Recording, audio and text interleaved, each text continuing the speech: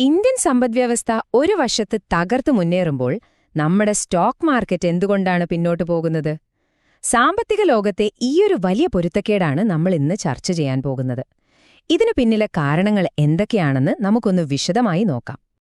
അപ്പോ ഇതാണ് നമ്മുടെ മുന്നിലുള്ള പ്രധാന ചോദ്യം.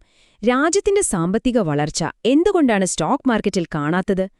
ഈ ചോദ്യത്തിനുള്ള ഉത്തരം കണ്ടെത്താനാണ് നമ്മളിന്ന് ശ്രമിക്കുന്നത്. ശരി, അപ്പൊ നമുക്ക് ആദ്യം തന്നെ ഇന്ത്യൻ സമ്പദ്വ്യവസ്ഥയുടെ ഇപ്പോഴത്തെ ഒരു അവസ്ഥ എന്താണെന്ന് നോക്കാം. നല്ല വളർച്ചയുണ്ട്, പണപ്പെരുപ്പം കുറയുന്നുണ്ട്, അങ്ങനെ കേൾക്കാൻ നല്ല വാർത്തകൾ ഒരുപാടുണ്ട്. പക്ഷെ എന്നിട്ടും എന്താണ് യഥാർത്ഥത്തിൽ സംഭവിക്കുന്നത്? ഈ കണക്കുകൾ നോക്കൂ. നമ്മുടെ സമ്പദ്വ്യവസ്ഥയുടെ പ്രധാനപ്പെട്ട സൂചകങ്ങളെല്ലാം വളരെ പോസിറ്റീവാണ്. GDP വളർച്ച കൂടുന്നു, പണപ്പെരുപ്പം കുറഞ്ഞുവരുന്നു, കമ്മികളെല്ലാം നിയന്ത്രണത്തിലാണ്. ശരിക്കും പറഞ്ഞാൽ എല്ലാം നല്ല സൂചനകളാണ് തരുന്നത്. ഇനി ഈ കണക്ക് നോക്കൂ, $700 ബില്യൺ കൂടുതൽ. ഇത് നമ്മുടെ കയ്യിലുള്ള വിദേശ നാണ്യ ശേഖരമാണ്. ഇതൊരു ചെറിയ തുകയല്ല കേട്ടോ. ഇത് നമ്മുടെ സാമ്പത്തിക സ്ഥിരതയുടെ ഏറ്റവും വലിയ തെളിവാണ്. ഏത് പ്രതിസന്ധിയെയും നേരിടാൻ നമുക്ക് ധൈര്യം തരുന്ന ഒരു വലിയൊരു കരുതൽ. അപ്പൊ നിങ്ങൾ ചിന്തിക്കുന്നുണ്ടാകും, ഇത്രയും നല്ല സാമ്പത്തിക സാഹചര്യങ്ങളൊക്കെ ഉണ്ടായിട്ട് സ്റ്റോക്ക് മാർക്കറ്റ് പിന്നെ മുകളിലേക്ക് കുതിക്കേണ്ടതല്ലേ? ശരിയാണ്. പക്ഷേ അവിടെയാണ് കഥയിലെ ആ ഒരു ട്വിസ്റ്റ് വരുന്നത്. ദേ, ഇപ്പൊ സ്ക്രീനിൽ കാണുന്നില്ലേ? ഇതാണ് നമ്മൾ സംസാരിച്ചുകൊണ്ടിരിക്കുന്ന ആ വൈരുദ്ധ്യം. ഒരു വശത്ത് സമ്പദ്വ്യവസ്ഥ വളരെ മികച്ച രീതിയിൽ മുന്നോട്ടു പോകുന്നു, പക്ഷേ മറുവശത്ത് സ്റ്റോക്ക് മാർക്കറ്റ് പതിയെ പതിയെ താഴേക്ക് വന്നുകൊണ്ടിരിക്കുകയാണ്. അപ്പോൾ ശരിക്കും എന്താണ് പ്രശ്നം? ഇത്രയധികം നല്ല വാർത്തകളുണ്ടായിട്ടും വിപണിയെ താഴോട്ട് വലിക്കുന്ന പ്രധാന ശക്തി എന്താണ്? എവിടെയാണ് കുഴപ്പം? ഇതിനുള്ള പ്രധാന കാരണമായി വിദഗ്ധർ ചൂണ്ടിക്കാണിക്കുന്നത് വിദേശ നിക്ഷേപകരുടെ ഈ വിൽപ്പനയാണ്. അതായത് ഫോറിൻ ഇൻസ്റ്റിറ്റ്യൂഷണൽ ഇൻവെസ്റ്റേഴ്സ് അല്ലെങ്കിൽ FIIകൾ ഇന്ത്യൻ ഓഹരികൾ വലിയ തോതിൽ വിറ്റഴിക്കുകയാണ്. അവർ ഒരുമിച്ച് പണം പിൻവലിക്കുമ്പോൾ മാർക്കറ്റിൽ നിന്ന് വലിയൊരു താങ്ങ് നഷ്ടപ്പെടുന്നത് പോലെയാണ്. അത് മാർക്കറ്റിനെ താഴേക്ക് വലിക്കും. ഇവിടെ ഏറ്റവും രസകരമായൊരു കാര്യം എന്താണെന്ന് വെച്ചാൽ, നമ്മുടെ വിപണിയുടെ ഒരു തിരിച്ചുവരവ് ഒരുപക്ഷെ അന്താരാഷ്ട്ര രാഷ്ട്രീയത്തെ ആശ്രയിച്ചിരിക്കും എന്നതാണ്. ഇന്ത്യയും US-ഉം തമ്മിലുള്ള വ്യാപാര തർക്കങ്ങൾ തീർന്നാൽ മാത്രമേ ഈ വിദേശ നിക്ഷേപകർക്ക് ഇന്ത്യയിലേക്ക് തിരികെ വരാനൊരു ധൈര്യം കിട്ടൂ. അപ്പോഴേ മാർക്കറ്റ് ഒരുപക്ഷെ തിരിച്ചു കയറാൻ തുടങ്ങുകയുള്ളൂ. ശരി, ഇനി നമുക്ക് കുറച്ചുകൂടി ആഴത്തിലേക്ക് പോകാം. കാരണം വെറുതെ നിഫ്റ്റി മുകളിലേക്കോ താഴേക്കോ പോയി എന്ന് പറയുന്നതിൽ വലിയ കാര്യമില്ല. മാർക്കറ്റിന്റെ ഉള്ളിൽ തന്നെ ചിലർക്ക് നല്ല നേട്ടവും മറ്റു ചിലർക്ക് വലിയ നഷ്ടവുമാണ് സംഭവിക്കുന്നത്. ഈ ചാർട്ട് കാണുമ്പോൾ തന്നെ നിങ്ങൾക്ക് കാര്യം വ്യക്തമാകും. ഈ വർഷത്തിന്റെ ആദ്യ പകുതിയിൽ ഓട്ടോമൊബൈൽ സെക്ടർ ഏകദേശം 25% വളർന്നു. പക്ഷേ IT സെക്ടറോ? അത് ഏകദേശം 9% താഴോട്ടു പോയി. ഇതിനിടയിൽ പ്രധാന സൂചികയായ നിഫ്റ്റിക്ക് ആകെ കിട്ടിയത് ഒരു 3.7% നേട്ടം മാത്രം. കണ്ടില്ലേ ആ വ്യത്യാസം? ഇവിടെ ഏറ്റവും പ്രധാനപ്പെട്ട ഒരു കാര്യം, സർക്കാരിന്റെ ചില നയങ്ങൾ ഈ വെല്ലുവിളി നിറഞ്ഞ മാർക്കറ്റിലും ചില മേഖലകളെ ശരിക്കും സഹായിക്കുന്നുണ്ട് എന്നതാണ്. GST പരിഷ്കാരങ്ങൾ ഓട്ടോ സെക്ടറിന് ഗുണമായി. അതുപോലെ ചില നയങ്ങൾ ബാങ്കിംഗ് മേഖലയ്ക്കും തുണയായി. ഇതാണ് നമ്മൾ മാർക്കറ്റിൽ കാണുന്ന ഒരു വേർതിരിവ്. അപ്പോ ഇതൊക്കെ കേട്ടിട്ട് ഒരു നിക്ഷേപകൻ എന്ന നിലയിൽ നിങ്ങൾ എന്തു ചെയ്യണം? തലപുകയെന്നുണ്ടാകും അല്ലേ? ഈ ഒരു സങ്കീർണമായ സാഹചര്യത്തിൽ നമ്മൾ എന്ത് തന്ത്രമാണ് സ്വീകരിക്കേണ്ടത്? വിദഗ്ധർ പറയുന്നത് വളരെ ലളിതമായൊരു കാര്യമാണ്. ഈ സാഹചര്യത്തിൽ അച്ചടക്കവും ക്ഷമയുമാണ് പ്രധാനം. ചെറിയ നഷ്ടങ്ങൾ കണ്ട് പേടിക്കാതെ നല്ല നിലവാരമുള്ള കമ്പനികളുടെ ഓഹരികളിൽ കുറേശ്ശെയായി നിക്ഷേപിക്കുക. എന്നിട്ട് ദീർഘകാലത്തേക്ക് കാത്തിരിക്കുക. അതാണ് ശരിയായ സമീപനം. അതുകൊണ്ട് ഈ വൈരുദ്ധ്യങ്ങൾ നിറഞ്ഞ വിപണിയിൽ ഒരു നിക്ഷേപകൻ ഓർക്കേണ്ട ഏറ്റവും പ്രധാനപ്പെട്ട വാക്ക് ഇതാണ്: ക്ഷമ. നല്ല അവസരങ്ങൾ വരും, പക്ഷെ അത് വരുന്നതുവരെ ക്ഷമയോടെ കാത്തിരിക്കാനുള്ള മനസ്സുണ്ടായിരിക്കണം.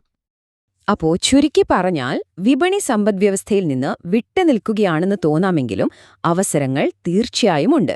പക്ഷേ ക്ഷമയോടെ ശരിയായ സ്ഥലത്ത് നോക്കുന്നവർക്ക് മാത്രമേ അത് കണ്ടെത്താൻ കഴിയൂ. അപ്പൊ നിങ്ങളോടുള്ള ചോദ്യം ഇതാണ്: ഈ വിഭജിക്കപ്പെട്ട വിപണിയിൽ നിങ്ങൾ എവിടെയാണ് നിങ്ങൾക്ക് വേണ്ട മൂല്യം കണ്ടെത്താൻ?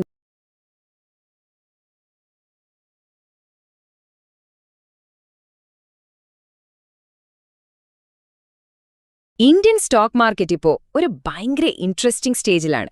ഒരു വശത്ത് വലിയ പണം സമ്പാദിക്കാനുള്ള ഒരു സുവർണാവസരം, മറുവശത്ത് അത്ര തന്നെ വലിയ റിസ്കുകളും. അപ്പോ ശരിക്കും എന്താണിവിടെ സംഭവിക്കുന്നത്? ഇതൊരു മികച്ച അവസരമാണോ അതോ ഒരു കെണിയാണോ? നമുക്കിതിന്റെ ഉള്ളിലേക്കൊന്ന് ഇറങ്ങിച്ചെല്ലാം. നമുക്ക് ഇവിടെ നിന്ന് തന്നെ തുടങ്ങാം. 1984 നിക്ഷേപം തുടങ്ങുമ്പോൾ സെൻസെക്സ് എത്രയായിരുന്നുവെന്നറിയാമോ? വെറും 350. ഒന്ന് ആലോചിച്ചു നോക്കിയേ. ഇന്ത്യൻ മാർക്കറ്റിലെ ദീർഘകാല നിക്ഷേപത്തിന് എന്തുമാത്രം സാധ്യതകളുണ്ടെന്ന് കാണിക്കാൻ ഇതിലും വലിയൊരു ഉദാഹരണം വേണോ? അപ്പോ ഇന്ന് മാർക്കറ്റിൽ 2 തരം നിക്ഷേപകരുണ്ട്. ഒരു വശത്ത് 40 വർഷം കൊണ്ട് സെൻസെക്സ് 350-ൽ നിന്ന് 80,000 കടക്കുന്നത് നേരിട്ട് കണ്ടറിഞ്ഞ പരിചയസമ്പന്നരായ ആളുകളെ. ഇനി മറുവശത്ത് നോക്കിയാലോ, പുതിയ നിക്ഷേപകരുടെ ഒരു തരംഗം തന്നെയാണിപ്പോൾ. 2020-ൽ വെറും 4 കോടിയായിരുന്ന ഡിമാറ്റ് അക്കൗണ്ടുകൾ ഇന്നത് 19 കോടി കടന്നിരിക്കുന്നു. പക്ഷെ പ്രശ്നം എന്താന്ന് വെച്ചാൽ, ഈ വരുന്നവരിൽ ഭൂരിഭാഗം പേർക്കും ഒരു കൃത്യമായ പ്ലാനോ സ്ട്രാറ്റജിയോ ഇല്ല എന്നതാണ്. അവിടെയാണ് കാര്യങ്ങൾ കുറച്ച് കോംപ്ലിക്കേറ്റഡ് ആവുന്നത്. ഇന്നത്തെ മാർക്കറ്റ് ഒരു മൈൻഡ് ഫീൽഡ് പോലെയാണ്. അവസരങ്ങൾ ഒരുപാടുണ്ടെങ്കിലും അതിനിടയിൽ ഒളിഞ്ഞിരിക്കുന്ന അപകടങ്ങളും ധാരാളം. അറിവില്ലാതെ ഇറങ്ങിയാൽ നമ്മുടെ സാമ്പത്തിക ഭാവിയെ തന്നെ തകർത്ത് കളഞ്ഞേക്കാം. നമുക്ക് പുതിയ നിക്ഷേപകർ സാധാരണയായി വരുത്തുന്ന വലിയ വില കൊടുക്കേണ്ടി വരുന്ന ചില തെറ്റുകൾ എന്തൊക്കെയാണെന്ന് നോക്കാം. ഇതിലെ ഏറ്റവും വലിയൊരു കെണിയാണ് ഫ്യൂച്ചേഴ്സ് ആൻഡ് ഓപ്ഷൻസ്, അല്ലെങ്കിൽ നമ്മൾ പറയുന്ന F&O മാർക്കറ്റ്.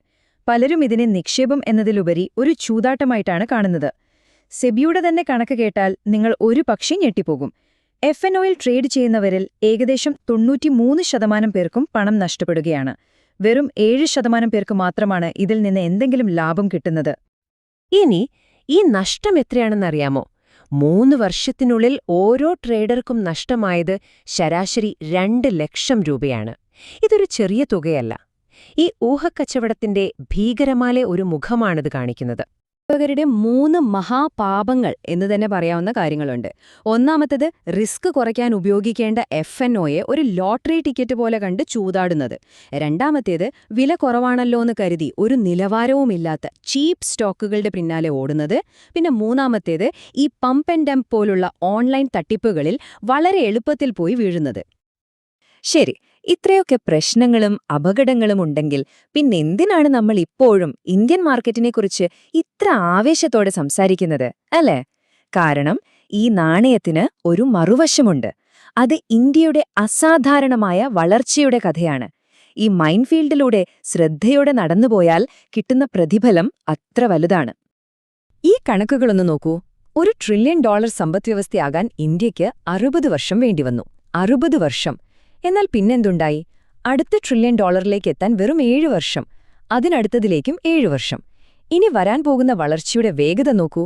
3 വർഷം, പിന്നെ 2 വർഷം.